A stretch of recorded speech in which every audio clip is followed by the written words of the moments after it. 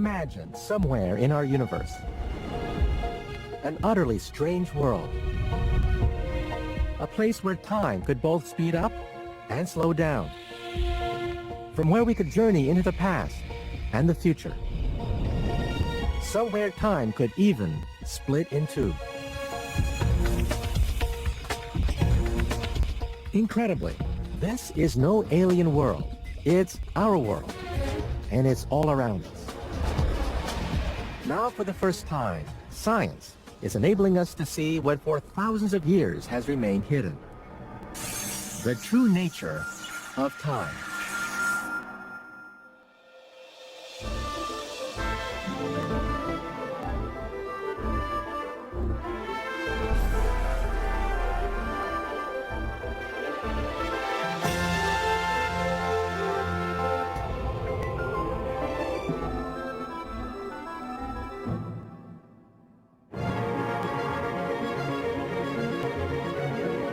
We live in a world governed by time.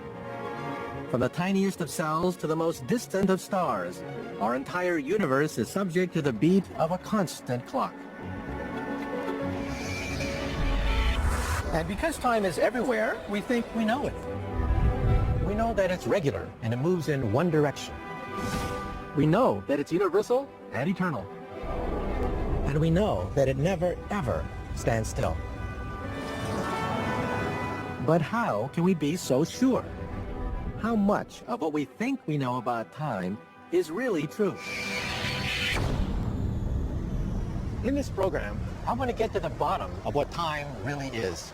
And in doing so, I'll be challenging some of our most cherished beliefs.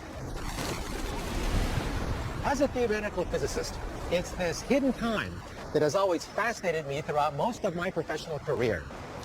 I'm going to explore the very limits of our universe in order to uncover just what time really is.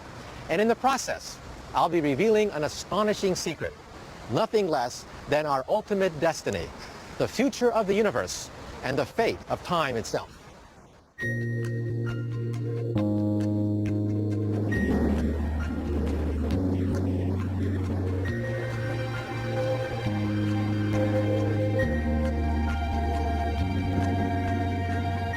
Of all our assumptions about time, one of the most obvious is that time is regular. That a minute will always be a minute.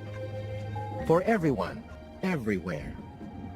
Here in the Swiss Alps, I'm searching for something that challenges this assumption. Something that, if time was as regular as we think it is, shouldn't exist at all.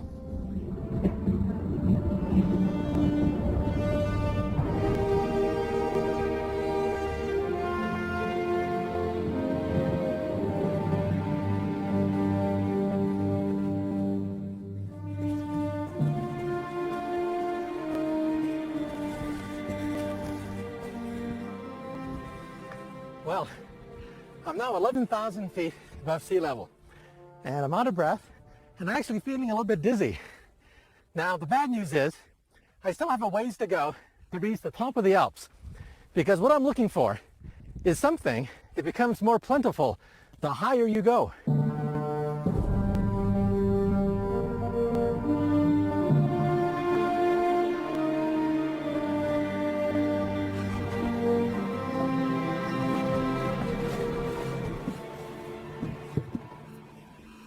And this is what I've come to see. It's a particle counter, telling me that the air around me is full of tiny particles called muons that come from all the way out there.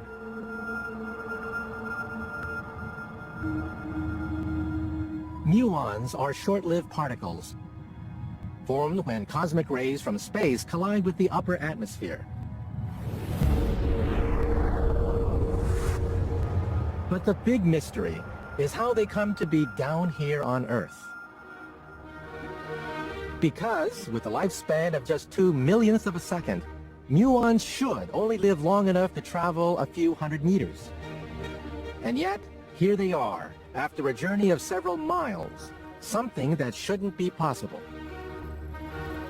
So what exactly is going on?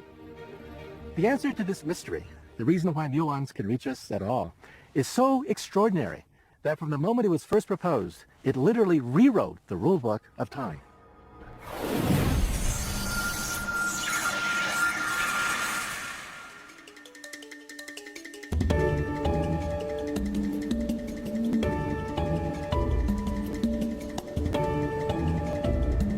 Less than 100 miles from the Alps lies the affluent city of Bern.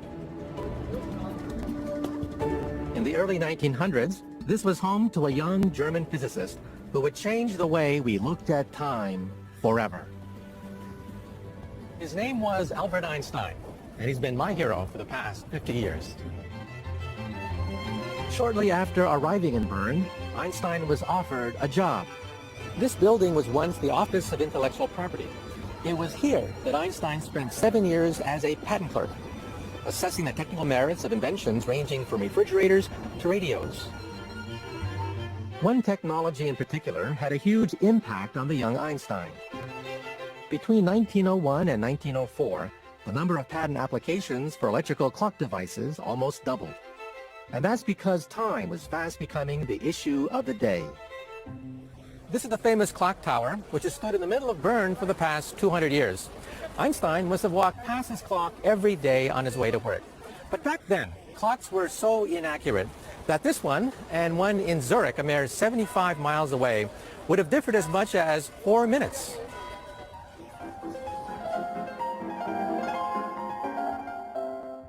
With the growth of Europe's railways, such time discrepancies were becoming not just inconvenient, but also dangerous, borne out by a steep rise in the number of serious train crashes. All of a sudden, time was on everyone's lips. But for Einstein, this new world of trains and clocks was more than just a talking point. It was an inspiration.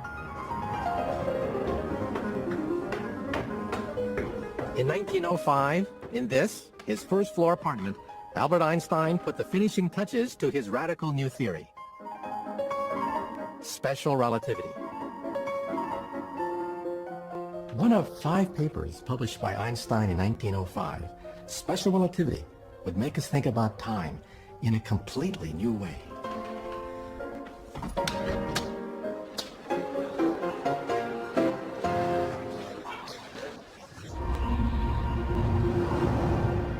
Einstein's astonishing claim was that time was not regular at all. It could beat at different rates. Time changes, depending on relative speed.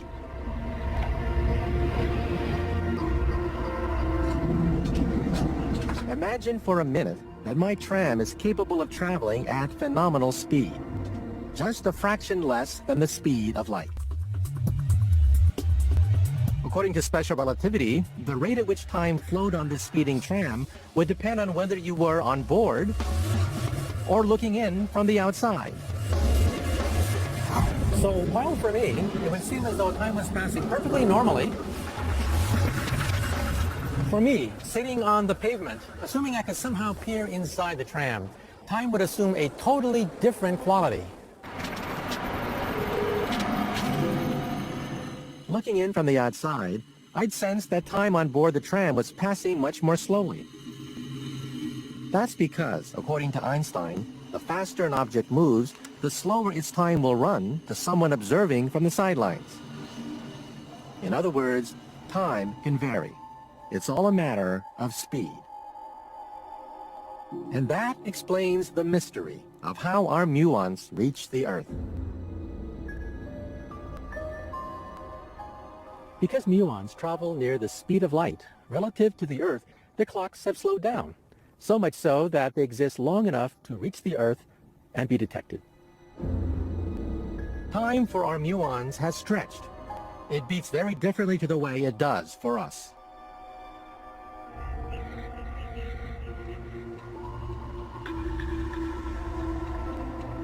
For hundreds of years, time had been seen as fixed and immutable. None other than the grandfather of modern science, Sir Isaac Newton, had pronounced that time exists in and of itself, without reference to anything external. But we now know that time isn't set at a fixed rate. Time is not absolute. Now, the effects of special relativity are so small that they have no impact on our daily lives. But the fact that they are there at all has changed everything. Because if time is relative, if time is flexible, then our belief in the immutability of time is wrong. And if we can be wrong about something as basic and as fundamental as this, then in what other ways might we be mistaken? Time has intrigued humanity throughout history. More than 1,500 years ago, a former heretic turned Christian bishop wrote a treatise on time that's as provocative today as when it was first written. What we have here is the first English translation of Augustine's Confessions. Augustine was a 4th century philosopher and theologian, and the Confessions is his autobiography. But besides relating incidents in his life, it also contains some fascinating reflections on the nature of time. And he starts with a very commonplace reflection, that time consists of time past, time present, and time future. But, says Augustine, the future does not yet exist, the past no longer exists, and the present takes up no time at all. So how then can time exist? Over 1,500 years later, the mysteries of time continue to preoccupy philosophers. But there's one thing most of them are in agreement about. Time is very paradoxical. It involves notions of eternity, of infinity, of beginnings and endings. All these are extremely difficult notions to grasp. But that doesn't mean to say that we have to banish temporal order. It seems to me that we can still make sense of time as being an ordered dimension of events. Even philosophers accept that time is predictable and ordered, that things can only be in one place at one time.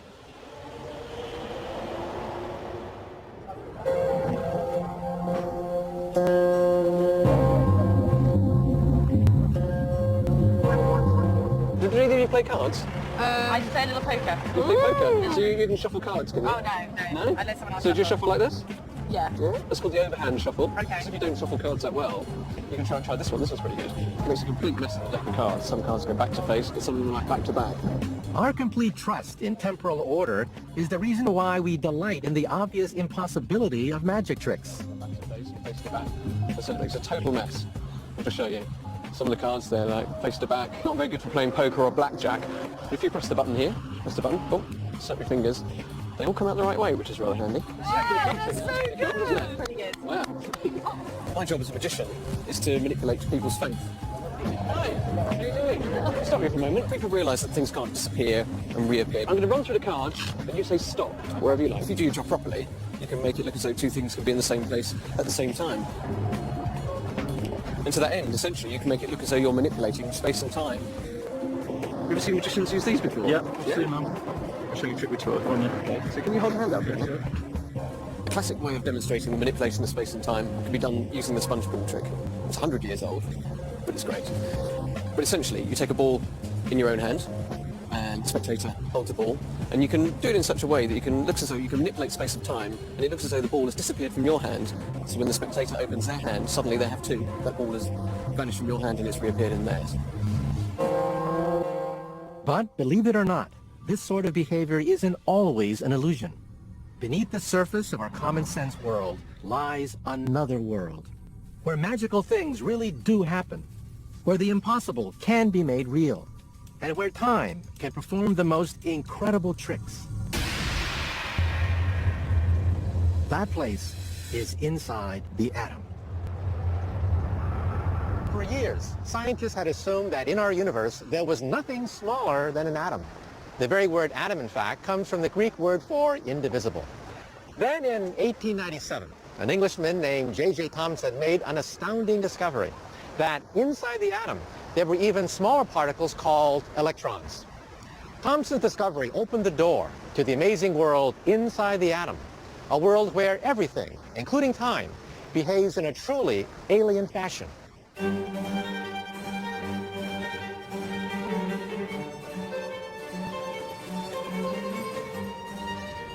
Physicist Ian Walmsley has been studying this microscopic world for almost 30 years.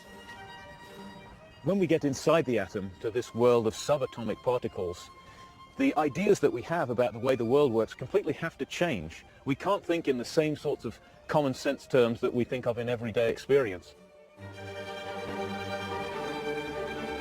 In fact, this subatomic universe is so strange that time becomes chaotic. A startling discovery that emerged from the study of light. Light consists of individual particles called photons, known for their wave-like properties. Waves have a very interesting sort of phenomenon. It's called interference. When two waves come together, they can add together and reinforce one another, or they can cancel one another out. And this interference is a ubiquitous property of all waves, not just water waves, but also light waves. But in the early 1900s, scientists noticed something very odd about these light waves, something that proves that time isn't always ordered. In this reworking of a classic experiment, once described as the most beautiful in physics, single photons, or particles of light, are fired down a darkened tube towards a camera, one at a time. So we have here a very simple apparatus. It consists of a light bulb at this end and a camera at the other end that can register the light. And in between, the light encounters a pair of slits etched onto this piece of glass, through which the photons can pass on their way from the source to the camera. The purpose of the experiment is to study the behavior of photons as they travel from one end of the tube to the other. To begin with, the individual photons are sent through just one of the slits. Each of these dots arriving represents a single photon, so most of them are coming along this point. Some of them lie above or below that point, but the distribution is nice and smooth. Now the second slit is opened up, and the experiment repeated. Each single photon must still pass through one of the two slits, so the results should still be the same. Classical logic would say that what we would get when we open both slits is just the sum of these two detection patterns.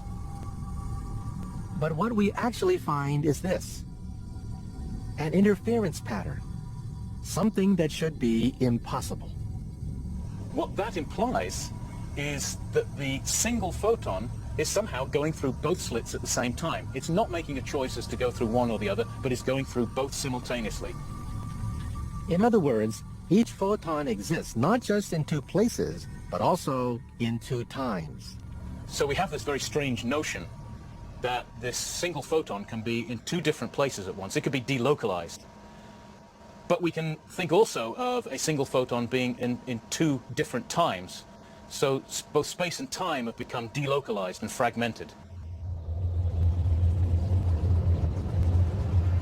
On the surface, we feel time is ordered, but that belies a different reality.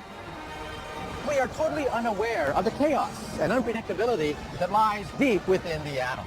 Not surprisingly, our understanding of time comes from our everyday experience. And it's for this reason that we cling to yet another of our assumptions about time, that it never stands still. In fact, one thing that sets us apart as humans is the knowledge that time waits for no man, that time doesn't merely exist, but is constantly flowing. But one discovery proved that this isn't always the case.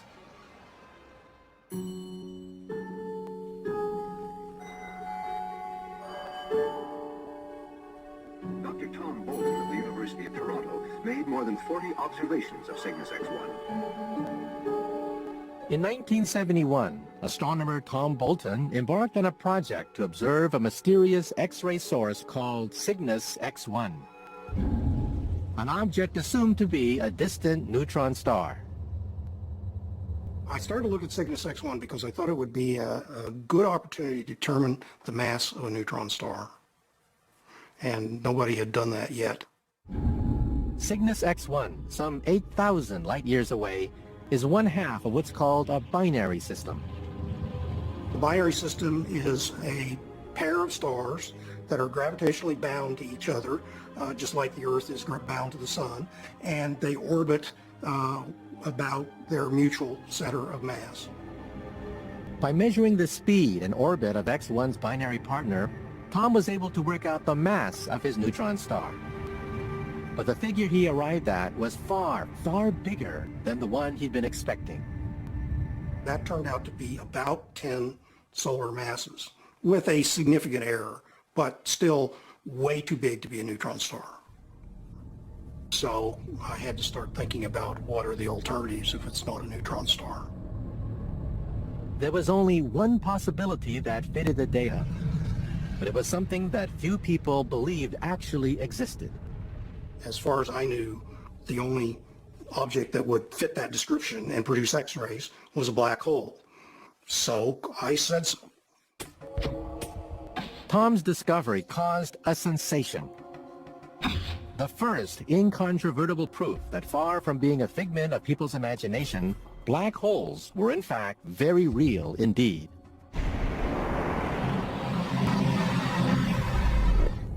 Since their discovery 25 years ago, we now know that the universe is teeming with them. But it's how black holes affect time that make them so unusual. Black holes are so massive that their gravitational pull approaches infinity. And according to Einstein's second theory, that of general relativity, very intense gravity slows time in a similar way to moving at very high speed.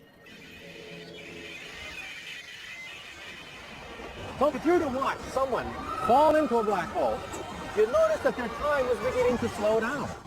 So much so that at the very center, where the gravitational pull is infinite, time would stop altogether. Time would cease to exist.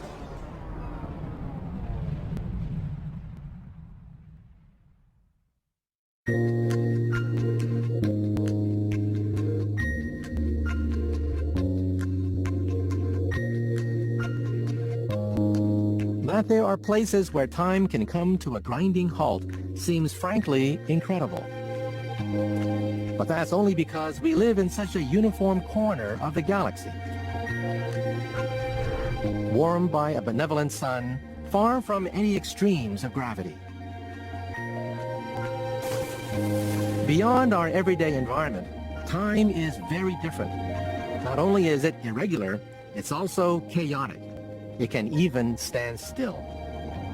But for all its vagaries, there's one thing that time never seems to do, and that's turn back on itself.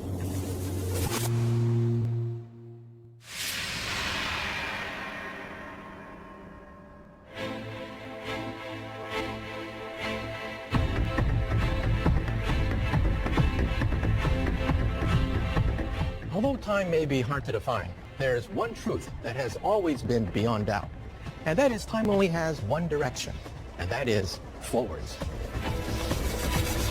Which, when you think about it, is a little odd.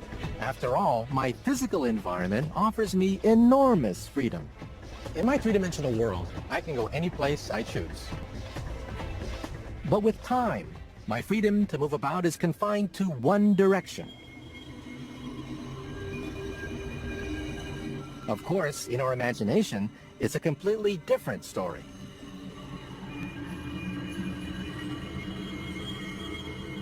In 1895, a short novel by a former schoolteacher named H.G. Wells brought to life one of humanity's oldest dreams.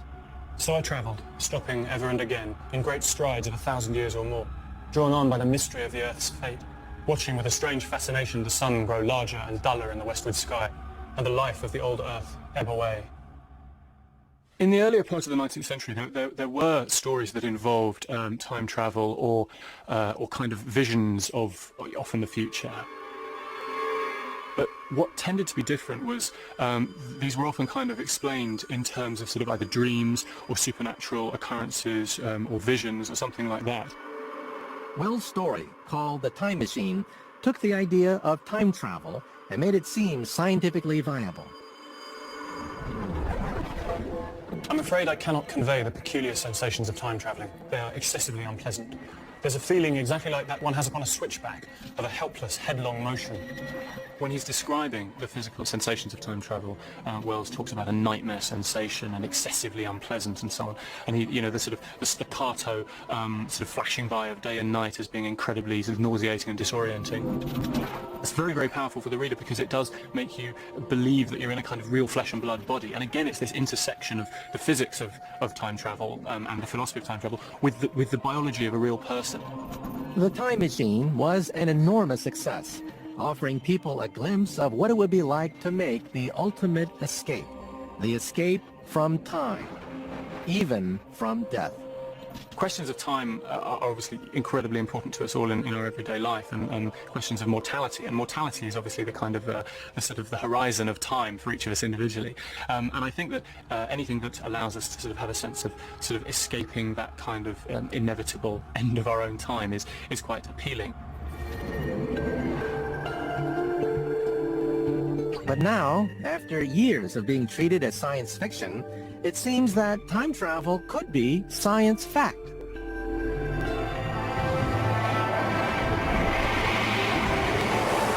The thing is, the laws of physics don't have any problems with time running backwards.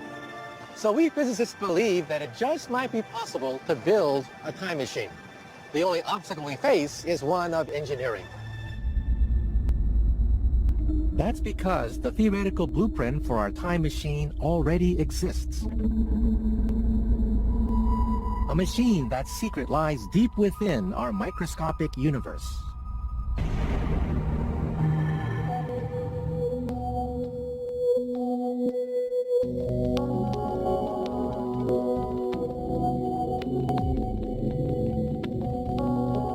At the tiniest subatomic level, the fabric of space and time becomes so unstable that it starts to behave like a foam, its surface alive with tiny bubbles momentarily popping in and out of existence. We call this quantum state the space-time foam. It's thought that contained within this foam are objects called wormholes, tiny passageways between 2 points in space and time. The secret to building a time machine is to stabilize the space-time foam long enough to make one of these wormholes permanent. And the way we do that is by subjecting it to enormous amounts of energy. I'm standing 100 meters above what will be, when it's finished, the world's most powerful particle accelerator. This machine, scientists hope, will help to unlock some of the secrets of the mysterious world of subatomic particles, the building blocks of our universe.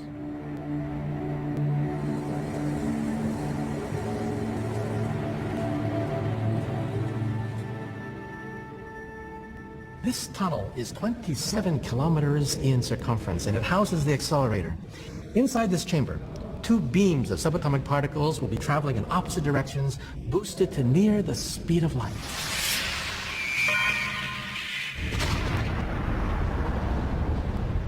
As the protons within the beams collide, they shatter into even smaller particles, releasing bursts of energy roughly 500,000 times greater than those inside a nuclear explosion. But even the most powerful accelerator on this planet can't produce enough energy to stabilize a space-time foam. To do that, our particles would have to be moving even faster, and that would require an accelerator of truly enormous proportions. By adding even more energy, blasting the plasma with lasers, we can finally stabilize space-time foam, long enough to pluck out a minuscule wormhole. The next task is to enlarge it, and even that is scientifically possible. In 1948, a Dutch physicist named Hendrik Casimir introduced us to a mysterious new force called negative energy, complete with anti-gravitational properties. So far, we can only create minute quantities of this in the laboratory. But one day, if we can create enough negative energy, we might be able to increase the size of a wormhole.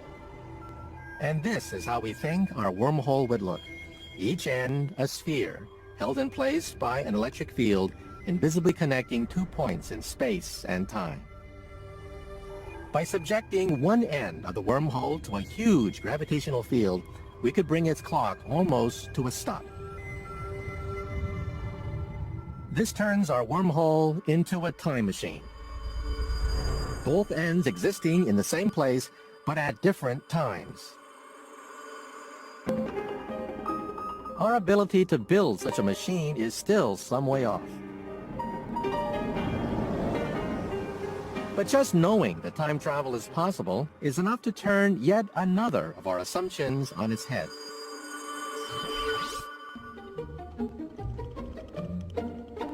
Time isn't necessarily one way. It can move back as well as forwards. Within the fabric of our universe lie the means to a temporal freedom that until now has only existed within our imagination.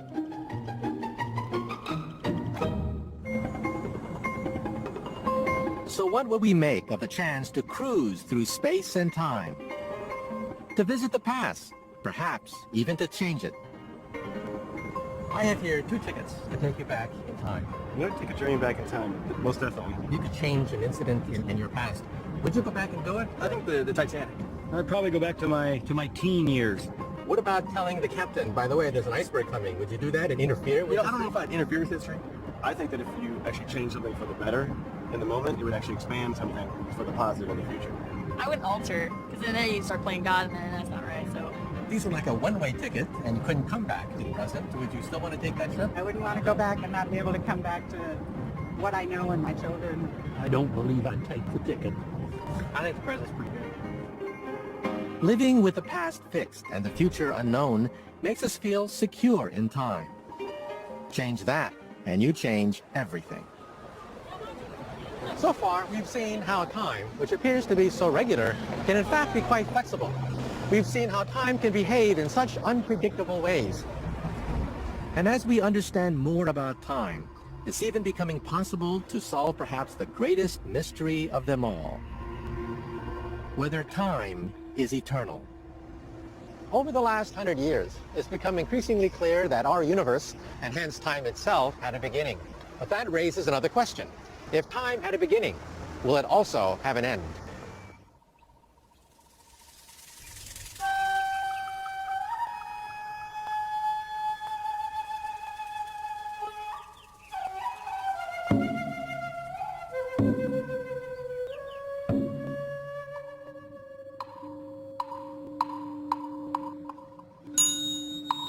Humanity has long pondered the origins of time and the universe.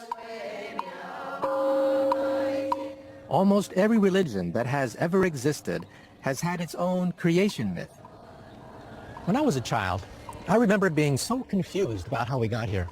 And that's because I was brought up in between 2 faiths with 2 very different views on creation.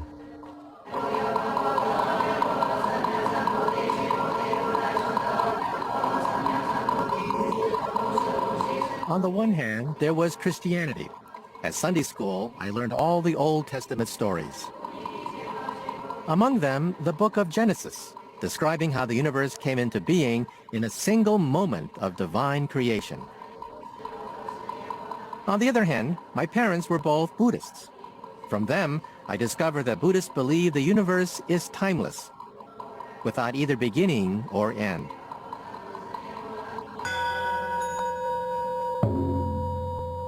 For some time, I continued to struggle with these 2 seemingly incompatible doctrines. Either the universe had a beginning or it didn't. Either time is eternal or it isn't.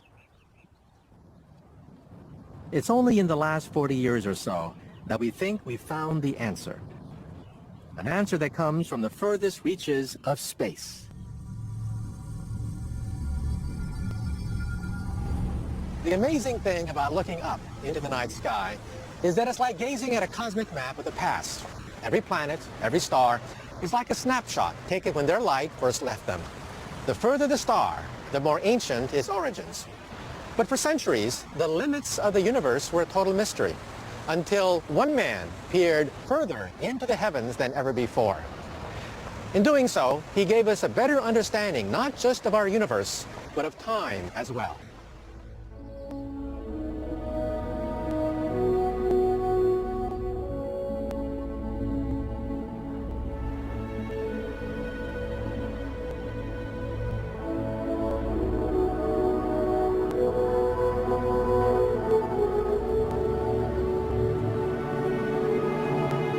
Perched high in the hills above Los Angeles in Southern California is the Mount Wilson Observatory. In 1919, it saw the arrival of an ambitious new astronomer named Edwin Hubble. Don Nicholson remembers Hubble from regular visits to Mount Wilson as a young boy. Hubble, certainly as an astronomer, was a very skilled, a very dedicated, very effective astronomer. He was highly respected for his professionalism. Hubble's arrival more or less coincided with completion of the world's then most powerful telescope, capable of looking further into space and hence further back in time than ever before.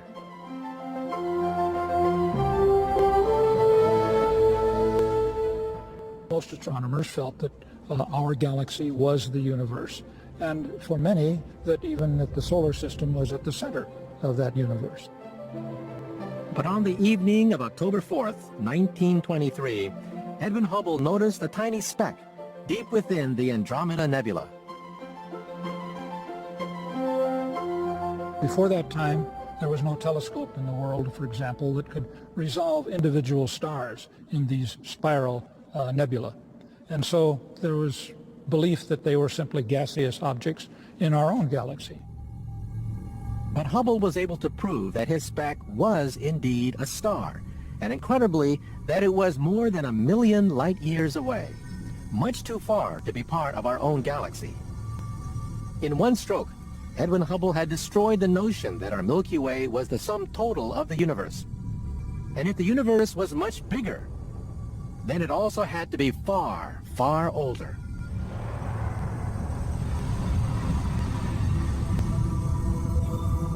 But how much older was still a mystery.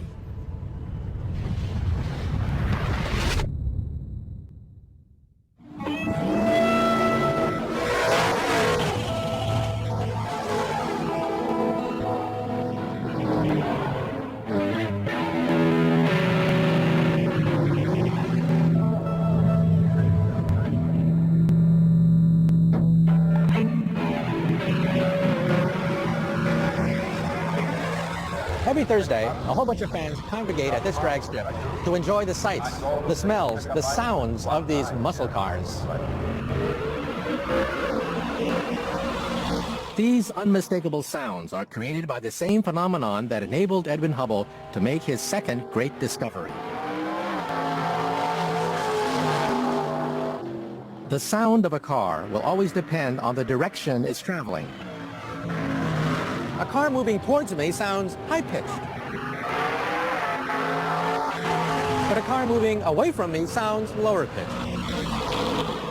This shift in pitch, known as the Doppler effect, is due to the fact that at the front of a moving car, sound waves are compressed, while at the back, they're stretched out.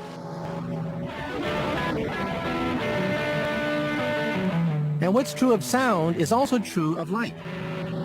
As light moves away from us, its waves too become stretched. By measuring this effect, called the redshift, in one galaxy after another, Edwin Hubble realized that not only were they all incredibly distant, they were all moving away from us. In other words, the universe was expanding. If the universe was expanding, then it had to be expanding from something. From an event whose soundtrack is still with us today.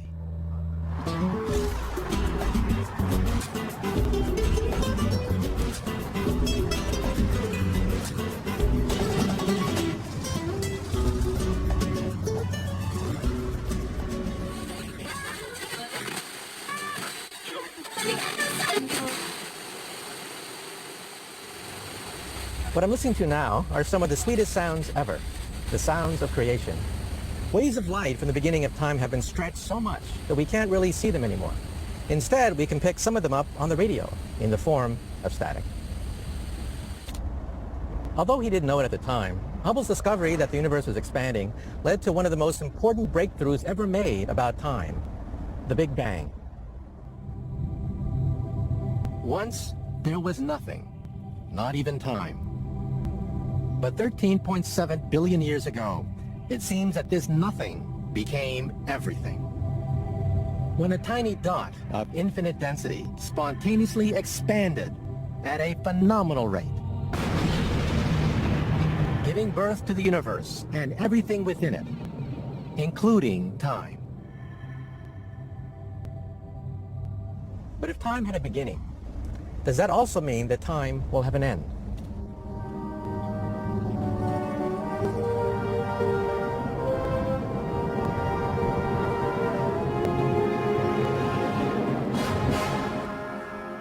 Just as many cultures have their own creation myth, so most also have their own take on how the universe will end.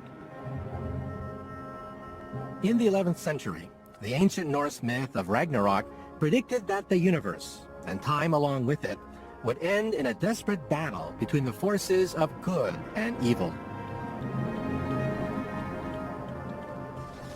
It was believed that this apocalypse would be preceded by something called the Winter of Winters, an epic ice age, during which all the stars would gradually vanish from the sky. How the universe will end continues to preoccupy us over 1,000 years later.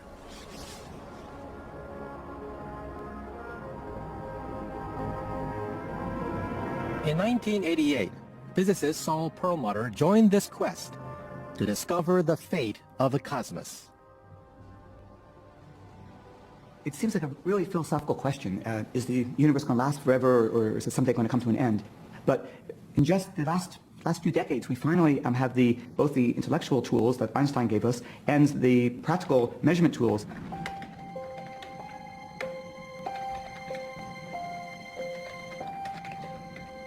Saul believed that the destiny of our universe was linked to the rate at which it was expanding. Since the 1930s, we've known that the universe is expanding, and everybody's understanding was that it would be slowing down in that expansion because all of the stuff in the universe would gravitationally attract all the other stuff, and so it would slow the expansion down little by little. This would result in the universe collapsing back in on itself in something called the Big Crunch, bringing time to an abrupt and violent halt.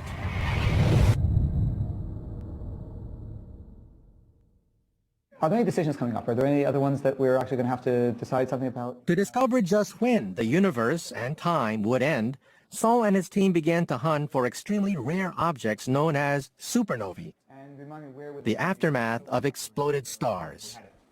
There are two things you need to know about a given supernova once you've discovered one. First, its peak brightness. That tells you how far away it is, and hence how far back in time the explosion occurred. The other thing is you want to look at its color through its spectrum. And the more it's been shifted to the red, it's called redshift, the more the universe has stretched since the time of that explosion.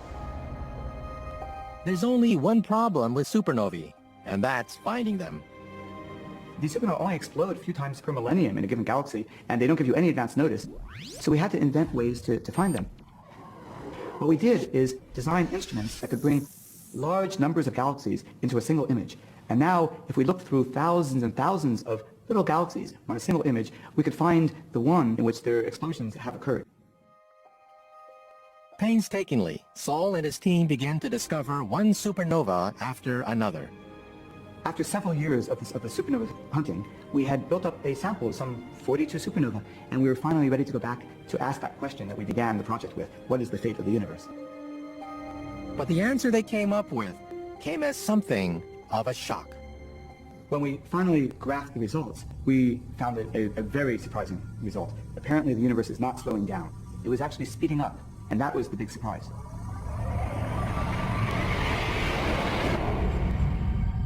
In other words, the universe wasn't headed for a big crunch at all.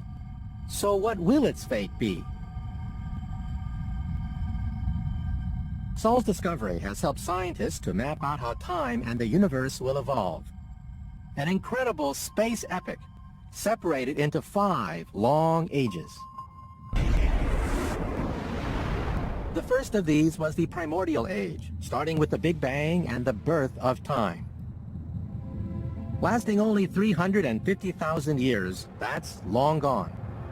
We're now 13.7 billion years into the second age.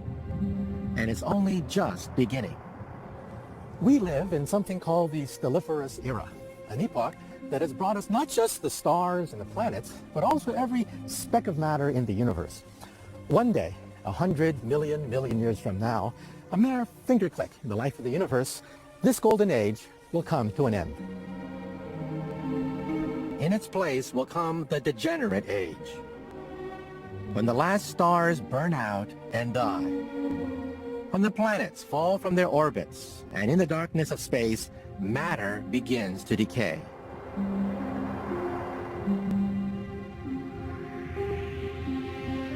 After a truly unimaginable length of time, only black holes remain.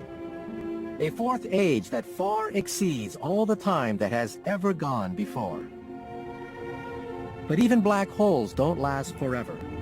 Little by little, their thermal energy will leak away, until ultimately they too disappear. So what does this mean for the future of time? Does the death of our universe mean that time is destined to run out? Or is time really eternal, without end? Even as the last black hole evaporates, a fifth and final age is beginning. The age of the photon, in which time finally fragments into total disorder. When all that remains of our cosmos are invisible, indestructible, low-energy, light particles.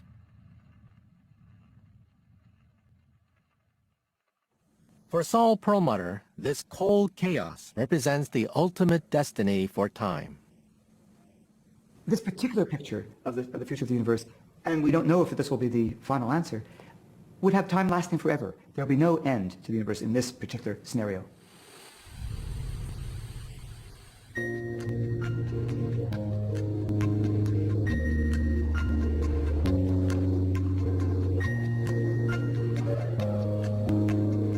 So it seems as if both religious traditions that I grew up with are in some sense correct. Time is eternal, as the Buddhists believe, but time also came into being at a precise moment, and that fits well with the story of Genesis.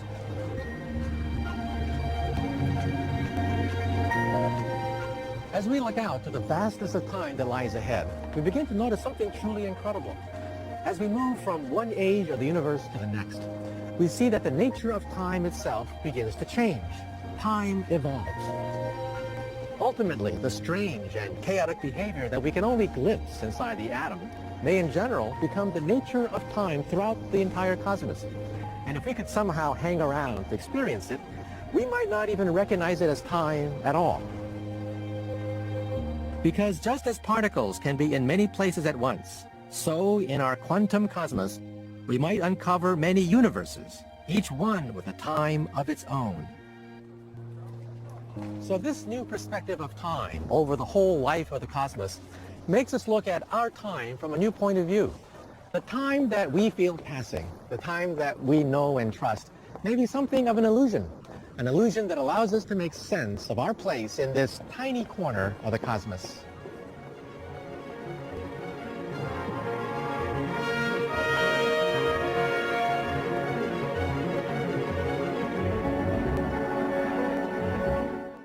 Stay with BBC4 to see Ken Russell's TV dramatisation of Lady Chatterley's Lover. Jolie Richardson, Sean Bean and Sean's rather attractive bottom star next.